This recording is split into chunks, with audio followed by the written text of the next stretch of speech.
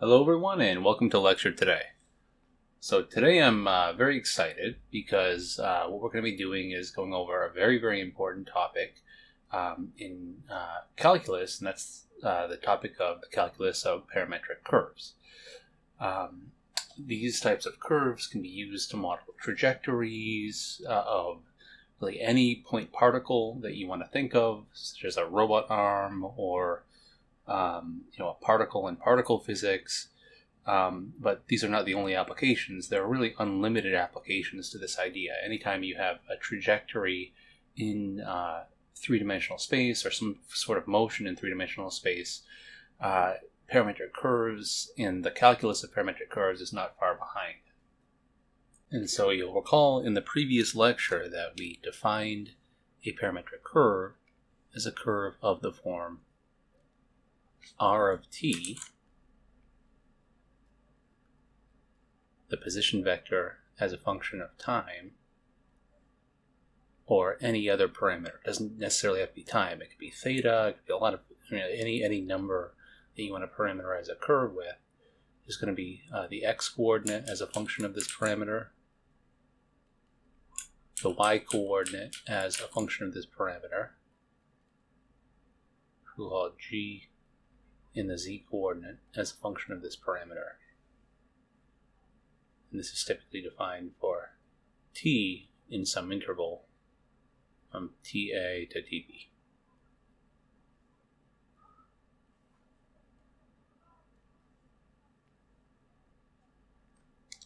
And what I'll do right off the bat is start with the motivating example. Consider the following example here. This is f of t is 5 times 1 minus cosine of t, g of t is 5 times 1 minus cosine of t sine of t, and h of t is 5 sine of 3t. If we just restrict to the xy plane, you can very clearly see that the shape that you expect is a cardioid, right, with respect to the xy plane, because the x and y coordinates have the form of a cardioid, with the radius given by 1 minus cosine of t, and just the x being the radius times cosine of t, and the y is the radius times sine of t. But if I add in the z coordinate and add in this variability of z is equal to 5 sine of 3t, then we also get motion up and down along z. And that's what this motion is right here that you're seeing. So it's kind of a combination of the cardioid motion with the z motion, sine of 3t, or 5 sine of 3t.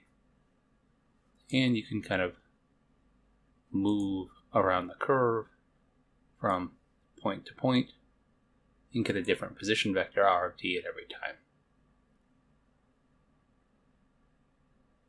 So the first thing that we want to understand about this is the concept of limits, continuity, and derivative of such a curve, such a parametric curve. Simply put, we need to understand this, all of these ideas, limits, continuity, and derivative, so that we can do calculus on such parametric curves, which is going to give us a lot of geometrical insight into what's going on as you move along one of these curves. So let's go back to 1D calculus and just kind of review the limit for a second here. Recall that the limit of a function at a point x naught, function f of t at a point x naught, is equal to L if essentially as we get closer and closer and closer to the point, the value of L is also, the function is getting closer and closer to this value L. Mathematicians have a really nice way of describing this. And our notation for limits is hopefully very familiar at this point. The limit as, I'll use t as my variable, t goes to t naught of f of t is equal to L. This is what we say if the function f of t approaches the limit L. This is actually hiding a deeper definition that hopefully you saw in your Calc 1 class. If not, that's okay. What we say is that for any epsilon tube that surrounds the limit in the range, so this is L plus epsilon this is L minus epsilon, that there exists a corresponding range in the domain that surrounds this point, which is going to be x naught plus delta to x naught minus delta. So for any epsilon tube, there exists a delta tube such that the function stays trapped inside this square around the point. We don't include the point itself, but the function should stay trapped in here.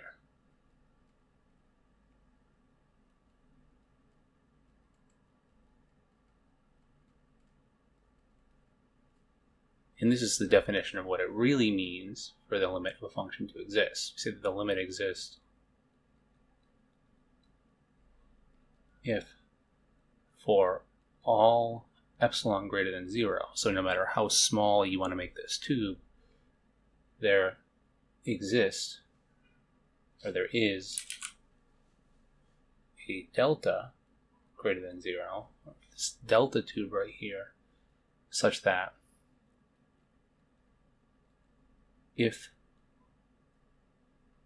the distance between x and x naught is less than delta, then the distance between the function f of x and L is less than epsilon. If this is true for all epsilon, that means I can get as close to the limit as I want to and still trap the function inside a very small box. So this is really what the limit definition is in 1D, and you may or may not have seen this in your Calc 1 class, but this is really what it means in the true definition of this limit. So for instance, a function is discontinuous if you say it's a jump discontinuity, right? You end up shrinking this box right here around this point, and there are points which escape the box. You know, the same thing happens if you have an asymptote discontinuity, only it's even worse because the function is going away to positive infinity, negative infinity here. So these are examples of discontinuities, which I'm sure you've seen a number of when you've been faced with certain limit problems. Oops, and I just realized a slight misstep here. I put down x and x naught because that's typically how it is in, x is the variable used in a typical single variable calc class, but I really just want to use t naught here because this is what we're going to use for the general parametric curve. This is why I've chosen to use t naught. This is going to help us extend our definition very nicely. And then so this should be t minus t naught and t minus t naught as well. And then this should be f of t. And for the limit definition, we have to exclude when t equals t naught because we don't care about the value of the function there. So, like this. But the idea is now we want to take this definition and extend it to parametric curves. So we're going to assume we have a parametric curve and see how to extend this definition. So the limit of a parametric curve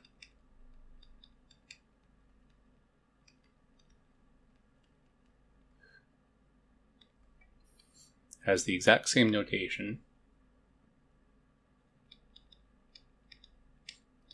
as for the 1D limit, but we just need to recognize that we're talking about a vector function, or r of t. The limit as t goes to t naught of r of t will be equal to now a vector L, which is going to be L1, L2, L3 in general. The definition also pretty much directly extends. We say that the limit exists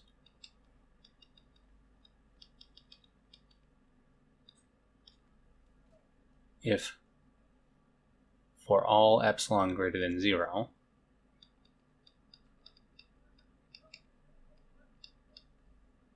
there is a delta greater than 0.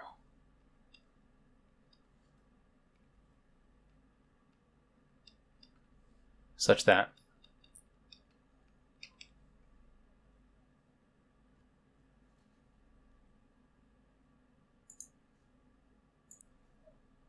if t minus t naught is less than delta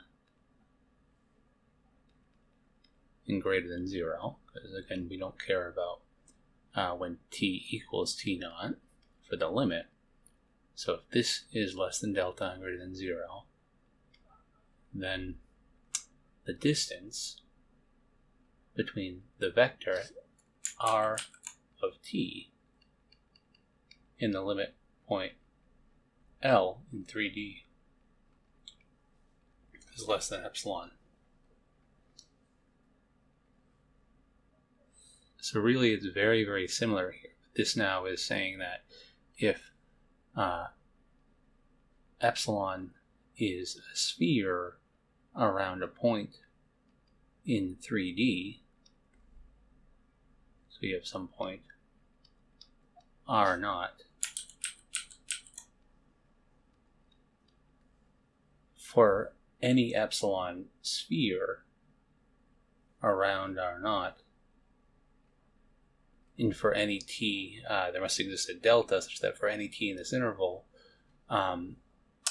when t is in this interval, r of t is close enough or within epsilon of r naught. So this is the idea of the limit and the direct extension of the limit in 1D to now a limit of a parametric function. Now, I'm not going to get into this really deeply like you would in a Calc 1 class, but the main point here is that this is actually equivalent to the limits of the 3 component functions existing and being equal to L1, L2, and L3 respectively.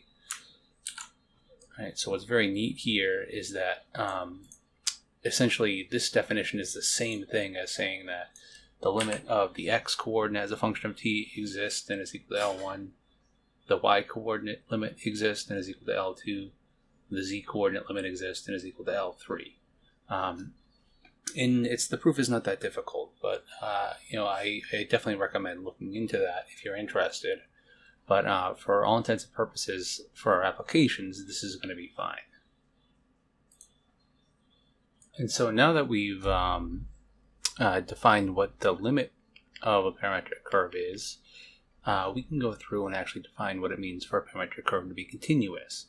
So what I want you to do is recall the definition of continuity for a 1D function. This is again from a Calculus 1 course.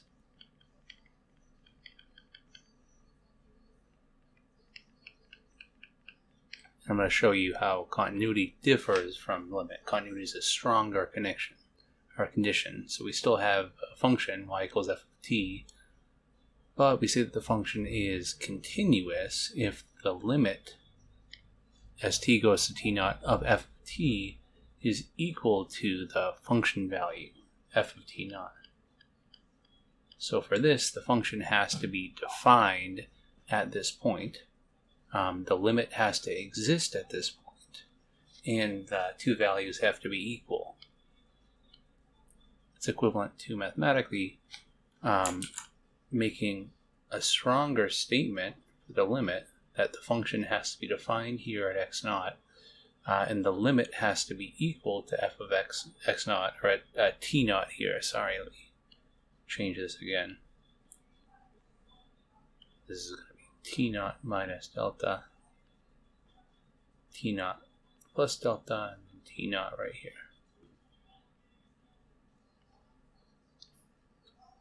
But so the value of the function has to be equal to this limit. So the value of this has to be f of t naught right here.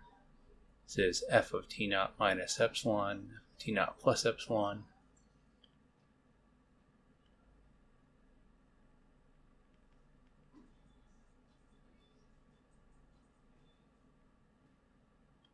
And really it's the same statement here. It's the statement that for any value of epsilon, or for any tube that you want to draw around this value f of t naught that has a width of 2 epsilon, so any tube here that you want to draw around the limit, there exists a corresponding tube in the domain of the function of width 2 delta around the point t naught, such that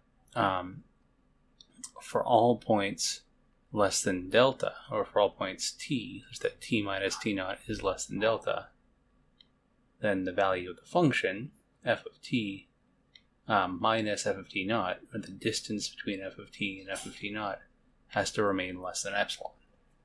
And this is the same statement now that, right, the limit exists and is equal to f of t naught at this point. As this box kind of gets smaller and smaller and smaller, the function stays trapped inside this box right here. And this is mathematically, right, what it means to say that you can draw the curve without lifting your pen from the paper or the chalk from the chalkboard as you draw a curve. There's no holes inside the curve for a continuous function. Now, the idea here for a parametric curve is going to be exactly the same. Just like before, we're going to take the definition for continuity in 1D and we're going to extend it very nicely to 3D.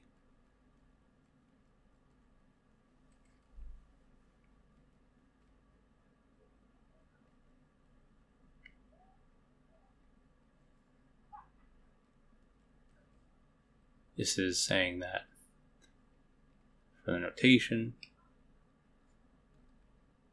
you say that the limit as t goes to t naught of r of t must be equal to r of t naught, which is the function f evaluated at t naught, g evaluated at t naught, and h evaluated at t naught. The definition also extends in a very similar manner. We say that for all epsilon greater than 0, there is a delta greater than 0, such that if t minus t naught is less than epsilon, or less than delta, then the distance between r of t minus r of t naught is less than epsilon. And just like before, right, for the extension of the limit, this kind of brings to mind a picture of an epsilon sphere around any point r naught, where in this r naught here is just L, the limit vector, but now r naught is actually r of t naught. That's the limit point. And what's important to realize here is that just like before, I'm not going to prove this, but this is, I think, pretty straightforward to understand. The limit as t goes to t naught of f of t being continuous, so f of t being continuous and being equal to f of t naught, the limit as t goes to t naught of g of t, which is the y coordinate of the curve, being equal to g of t naught, so g of t being a continuous function, and then lastly h of t being a continuous function.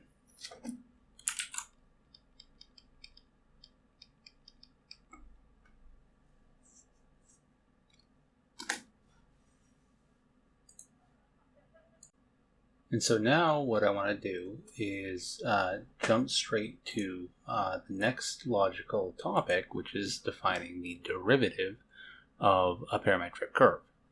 So now we can define the derivative.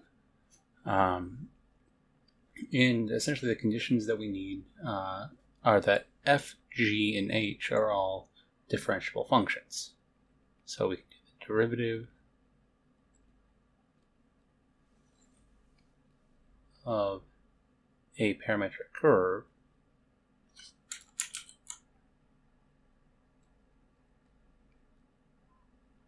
exists if f, g, and h are all differentiable functions. And it is equal to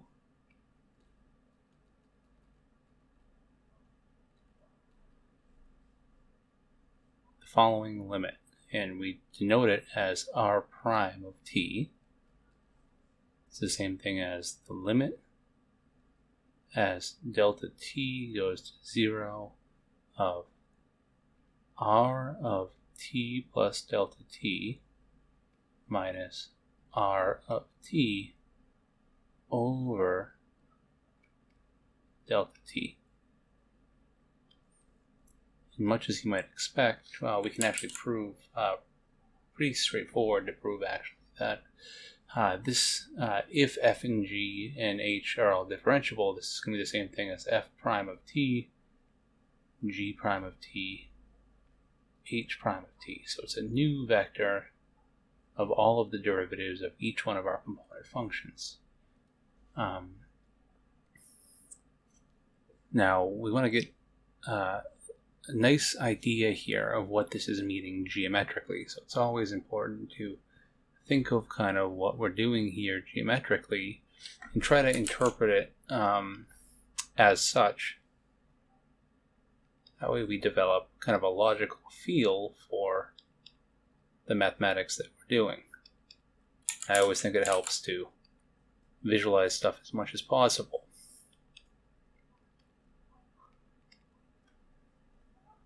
So the idea here is that we have some parametric curve, r of t. We're taking a point on this parametric curve. Let's say this point specifically right here is our point r of t.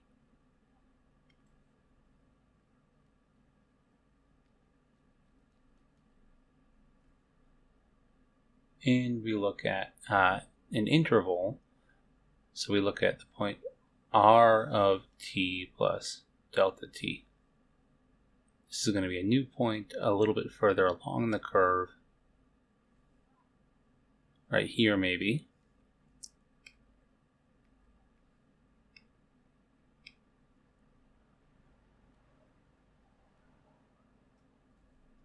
And so if we draw the difference between r of t plus delta t and r of t itself, this ends up being the vector that has a base at r of t and stretches directly to the point r of t plus delta t. It's exactly that right here.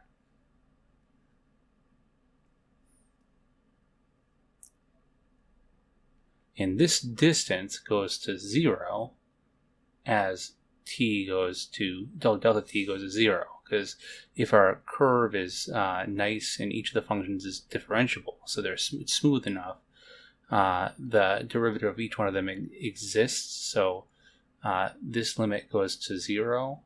And this difference divided by delta t is what goes to the derivative. So essentially, as delta t goes to 0, this quotient, the quotient r of t plus delta t minus r of t over delta t, is an indeterminate form. This is going to the vector 0, 0, 0, and this is going to 0. But this converges to a new vector. And this new vector is exactly what we're calling the derivative of the parametric curve. And, it's always amazing to me that this works out so nicely, and it's so similar to 1D calculus, because this vector is exactly the tangent vector to the curve. And it's one of the reasons why we call it the velocity vector, because in terms of physics and when we're trying to model things in physics, the parameter t is time, and I think it's most natural to think of as time. It could be a lot of other things. It doesn't have to be time, but when t is time, this vector v is just the velocity vector of the curve at a given point. So let's take a look at this here and really see a good example here. I'm going to go back to the example that I started the class with to kind of show what's going on here. So we have a point r of t, a point r of t plus delta t. This is the position vector going out to r of t. This is the position vector going out to t plus delta t. And this light green vector right here is r of t plus delta t minus r of t. And if we take the limit as h goes to 0, you see that r of t plus delta t is getting smaller and smaller and smaller. But r of t, this is not r prime of t, but it should be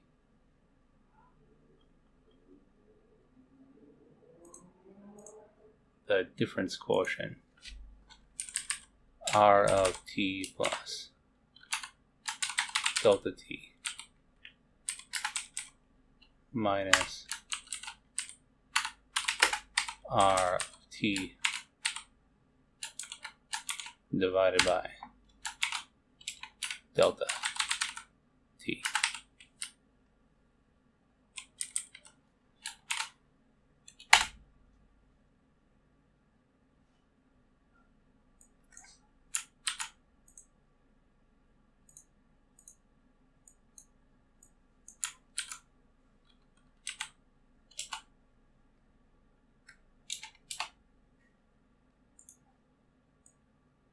So this pink vector right here is r of t plus delta t minus r of t over delta t. So as as delta t goes to 0, r of t plus delta t minus r of t is going to 0. But this difference quotient, r of t plus delta t minus r of t over delta t, is going to exactly the tangent vector to the curve. This is in the limit as delta t goes to 0. So this is very cool. And I think it's very intuitive, just kind of coming from, say, Calculus 1 perspective. Now this process happens all over the curve at every single point where we have differentiability. And what you want to notice, right, is that this vector, as the curve has a higher velocity, or is changing, position is changing more frequently or more faster with respect to time, the magnitude of this vector is changing, and the direction of this vector is also changing. So that's very important to see and kind of note here.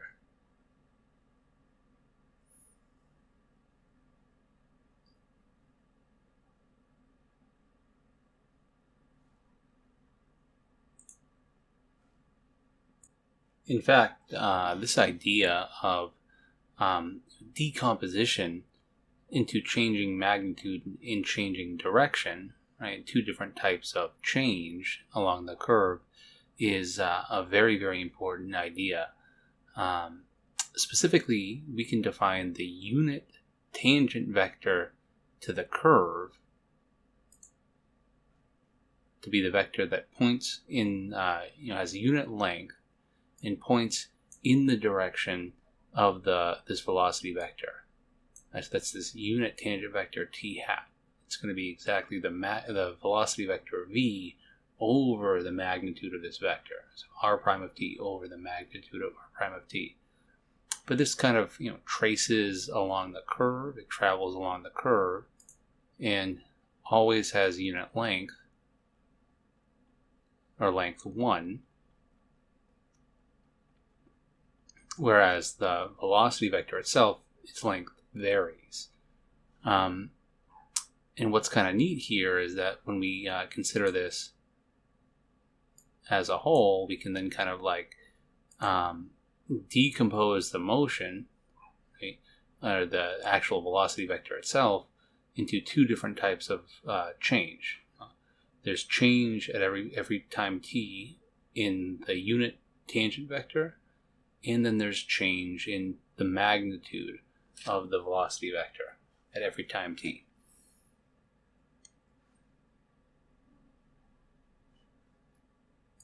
So back to our drawing here, what I've just said then is that we essentially have at every given point this vector t hat of t, which is just the unit vector that points along the vector r prime, the derivative vector. And this is just defined as r prime, the derivative vector, over the magnitude of r prime. So it'll always have a unit length, and it'll always point tangent to the curve in this direction. What that also means is that the derivative vector r prime can always be written as this length or magnitude of r prime of t times this unit vector t hat of t, or the velocity vector at any point t will always be the magnitude of the velocity vector at any point t times the direction of the velocity vector at any point t. So this is going to be a big deal when we really investigate the second derivative of a parametric curve, or acceleration, in the second part of this lecture. So more on that later. But the idea here is that we can also, right at this point, immediately generalize one of the concepts that we got very familiar with in 2D. And this is the concept of arc length of a parametric curve in 3D now. And so I just made a copy of this picture, and what I want to do is kind of explain where the Arclength formula is coming from for 3D curves. I'm not going to redo the derivation because it's essentially the exact same idea as in 2D for a 2D curve, which is that the arc length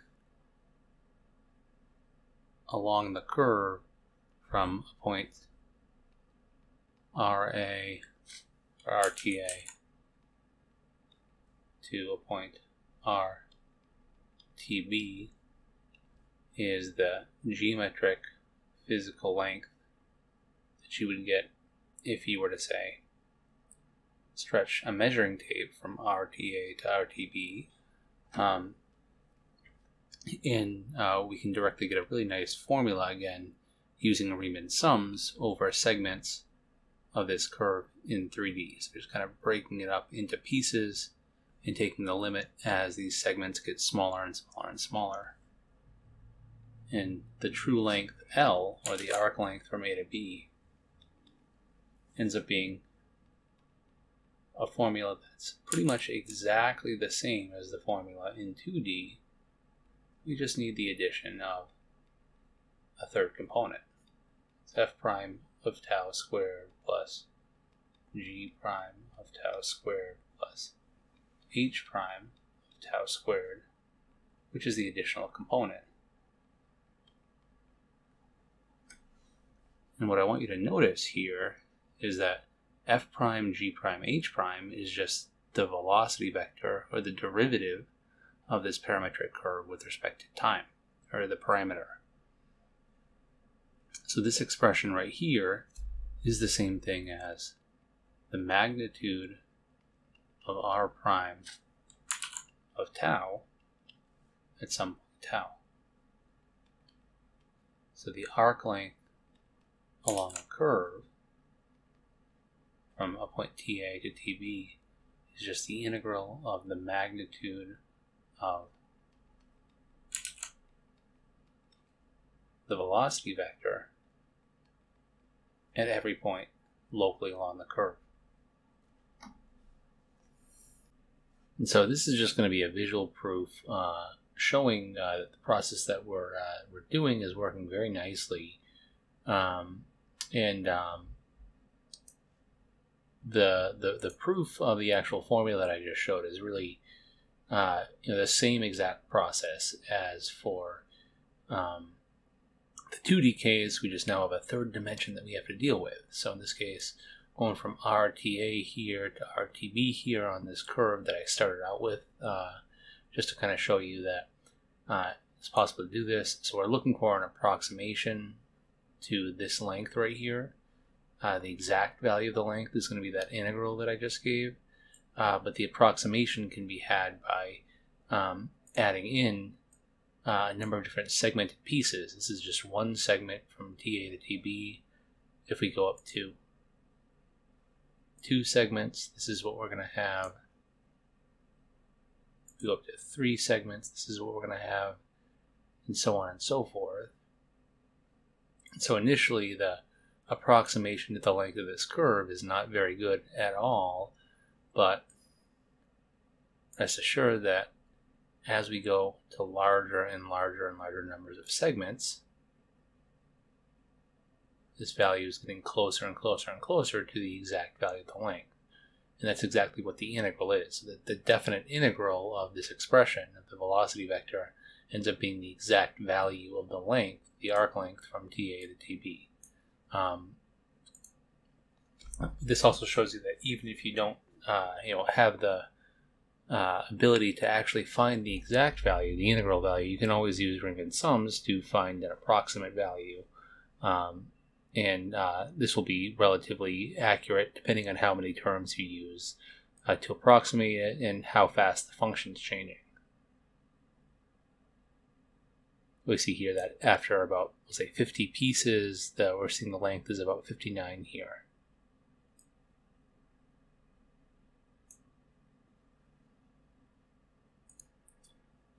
And we can really take this idea and run with it, similar to in 2D. You remember that so the arc length as a function of time ended up being expressible as the integral from some point on the curve t naught to some arbitrary value of the parameter of the square root of f prime of tau squared plus g prime of tau squared plus h prime of tau squared. And if f prime, g prime, and h prime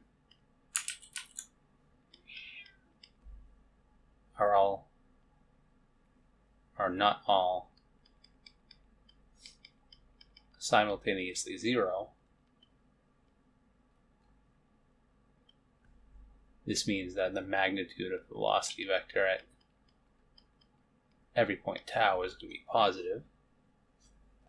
And this also means that we have a much nicer expression for the arc length as a function of the parameter t along the curve. It's just the integral from t naught to t of the magnitude of the velocity vector, d tau.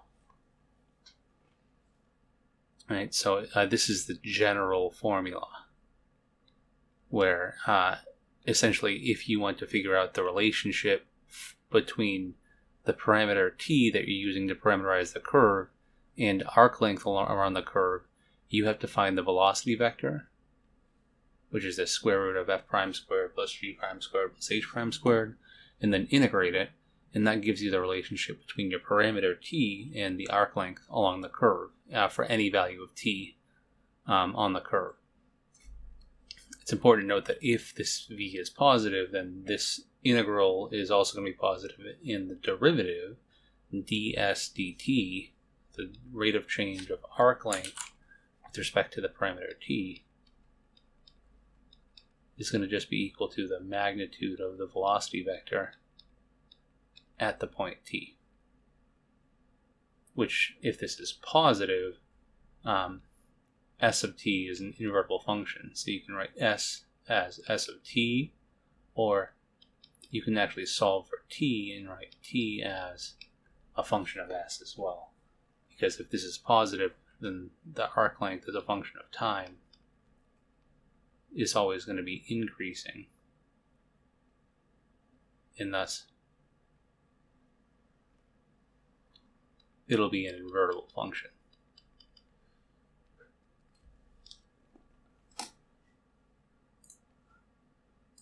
So this is really neat. And it's not only very neat, it's very, very close to what we would expect physically. It's pretty much the same thing as what you would expect physically. Because this rate of change of arc length with respect to t is, in physics, typically the rate of change of arc length or along the curve with respect to time. And saying that the rate of change of arc length with respect to time is exactly the tangent velocity vector of the curve is a very intuitive way of describing what the speed is along the curve. This ds dt, it's also why ds dt is sometimes called the local speed on the curve.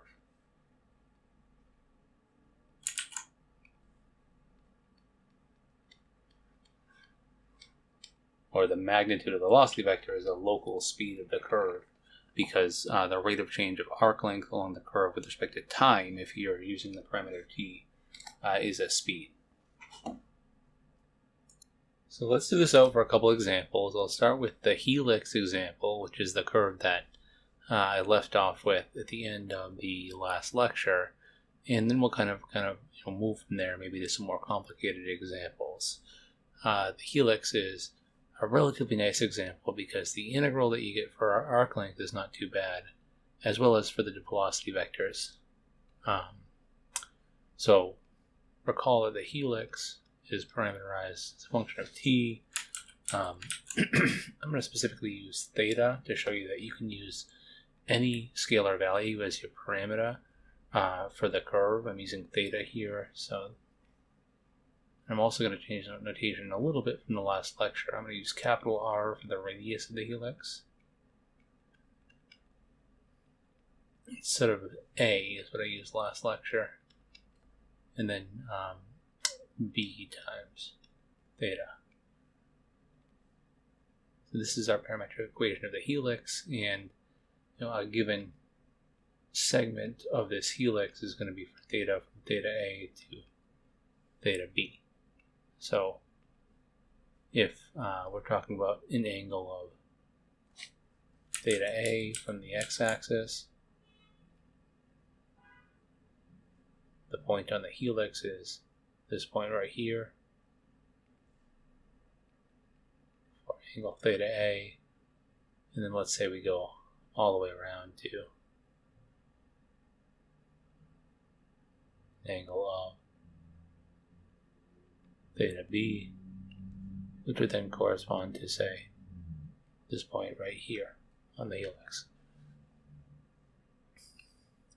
So essentially what we've been considering for the arc length of this curve is going to be this length.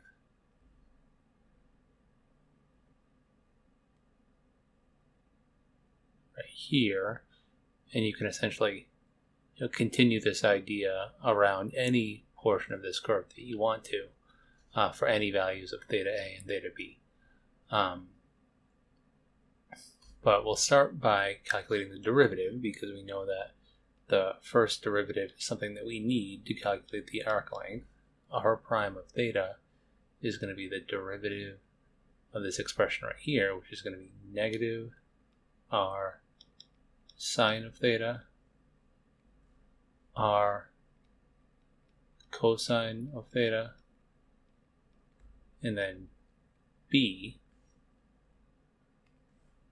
And this is exactly now what the velocity vector is for this curve. Now be careful, I say velocity vector here, but it's not a velocity in the traditional sense. It's just called the velocity vector because it's the derivative of this position vector with respect to the component. It's only a true physical velocity vector if you're differentiating with respect to time. So if you're using the parameter t, or time, you don't have to use the parameter t as I've just illustrated in this problem. Right? The helix is actually parameterized by the angle away from the x-axis. This is kind of an important point to point out. But so this is our velocity vector. We can then go through and calculate the magnitude of the velocity vector, or the magnitude of r prime.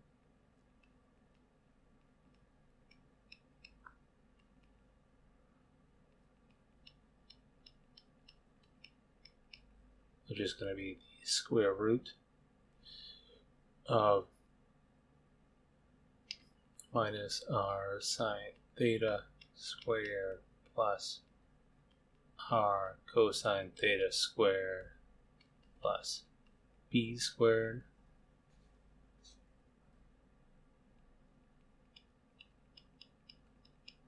which actually simplifies a lot because r squared sine squared theta plus r squared cosine squared theta is just r squared. So this is going to be r squared plus b squared. This is the magnitude of the velocity and the magnitude of the first derivative vector of the parametric curve.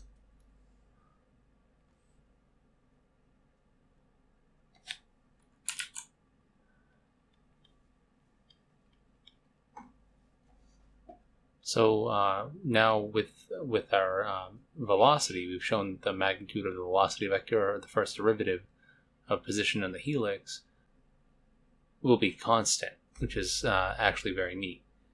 So that vector r prime at any point along the helix will always be a constant length.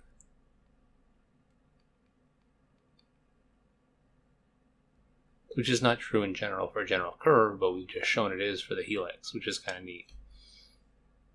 So the unit tangent vector is always going to be the velocity vector over the magnitude of the velocity vector.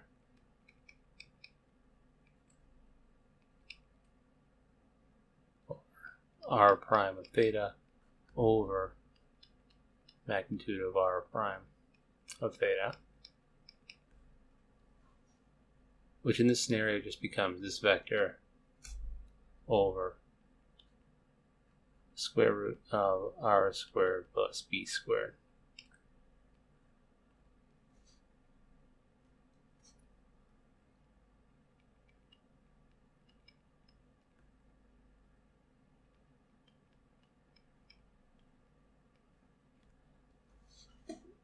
Which can be simplified down a little bit more if you want to simplify it down all the way. Oops, this should be a b right here, not a 0.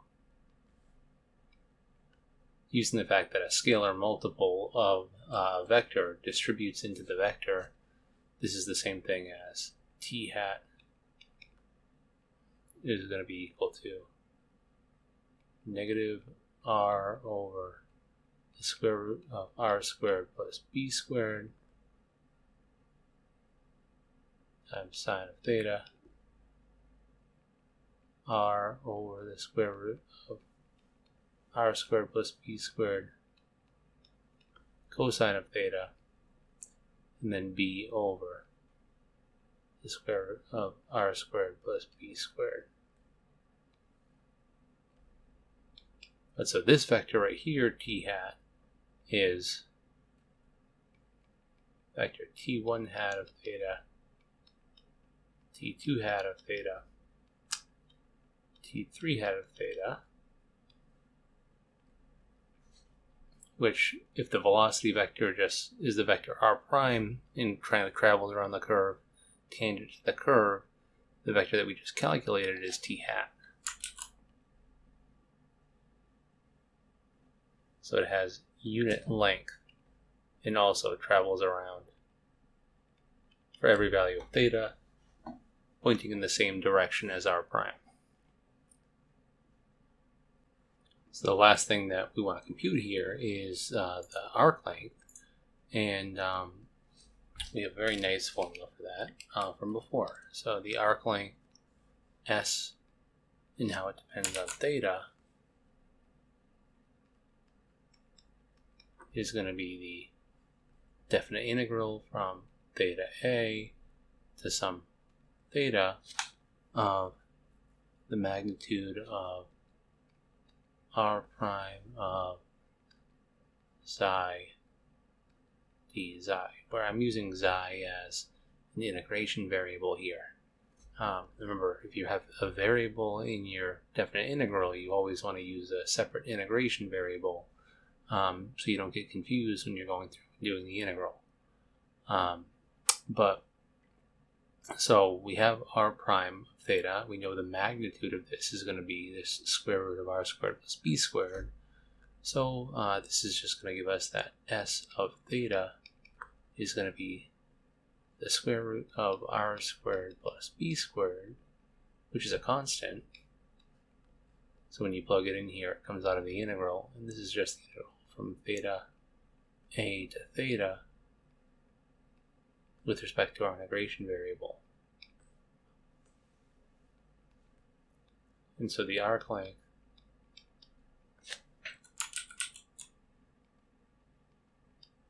as a function of theta is just going to be this constant times theta.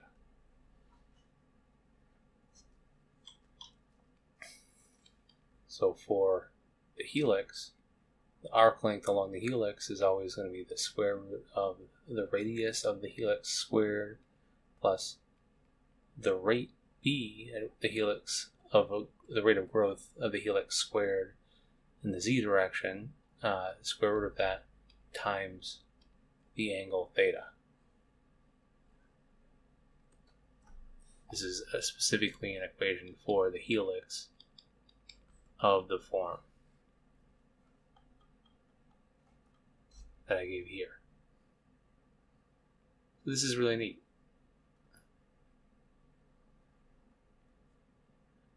You can imagine that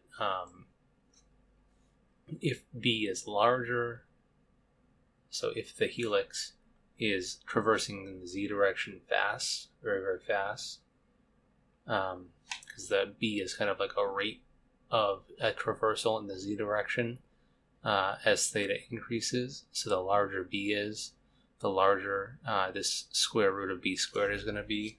And so the more arc length you're going to traverse as you go a given distance or given angle theta.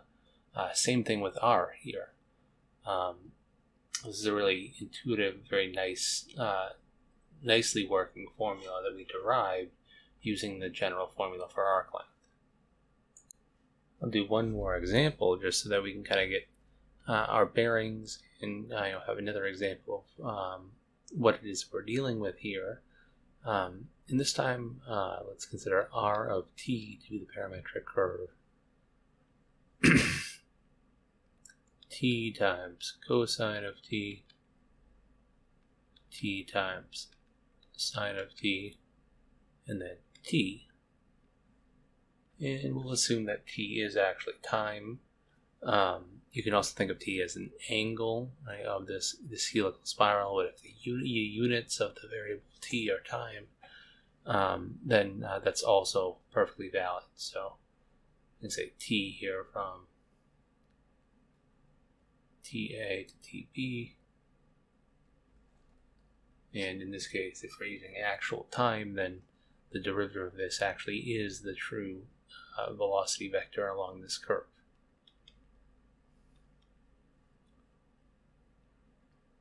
But taking the derivative here, the product rule for this first term, so you have cosine of t, the derivative of t is 1 times cosine of t, then minus t times sine of t. The second term, the derivative of t is 1, so this will be sine of t plus t times cosine of t. The derivative of this term. The derivative of the third term is going to be 1. So this is r prime of t, which is the velocity vector at every point on this curve. The magnitude of r prime of t is going to be the square root of this squared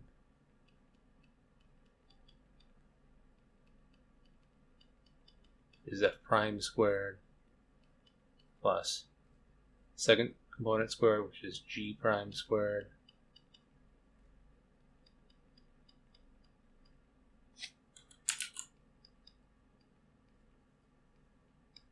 plus the third component, which is h prime squared,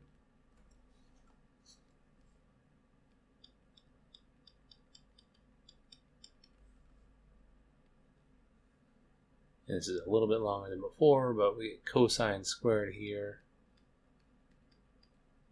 plus t squared sine squared minus 2t cosine t sine t. When we FOIL this term out, you have to FOIL this term out, so you get sine squared t plus t squared cosine squared t plus 2t cosine t sine t plus 1 squared. And so we get a very nice simplification here. So the magnitude of r prime of t is going to be the same thing as, well, we have cosine squared plus sine squared, which is 1. So cosine squared plus sine squared is 1. And then you have t squared sine squared plus t squared cosine squared, which is t squared times 1. And lastly, we have 1 squared here, which is just 1.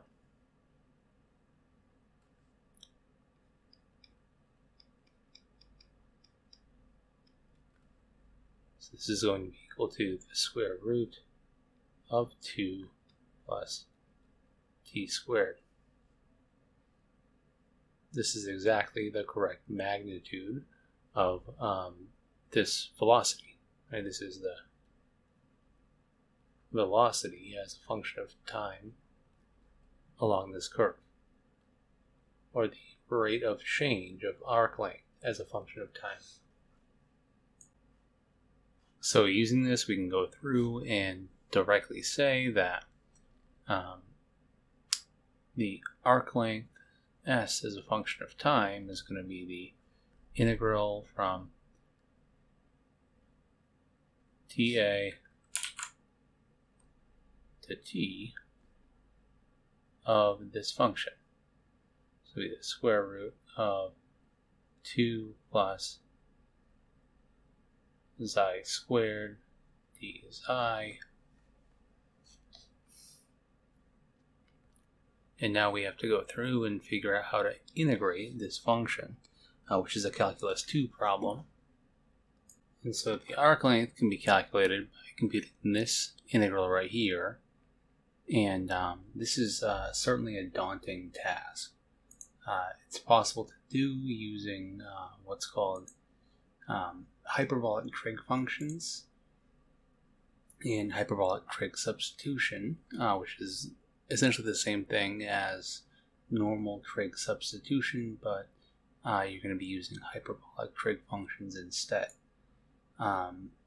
It also is going to require, I think when I get it out, it was about 3 integration by parts. So I don't recommend going through and doing this. You could also approach this via regular trig substitutions, which will give you the same answer, but in a slightly different format. However, I don't want to go through and do that right now because it would take a little bit too long. I'm just going to write down what the antiderivative of this is going to be, and you can go through and check using the chain rule and the product rule that this is correct.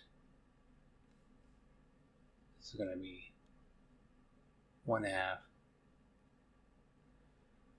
psi times the square root of 2 plus xi squared plus arc sine h. So that's the inverse hyperbolic trig sine of xi over root 2 from t to ta.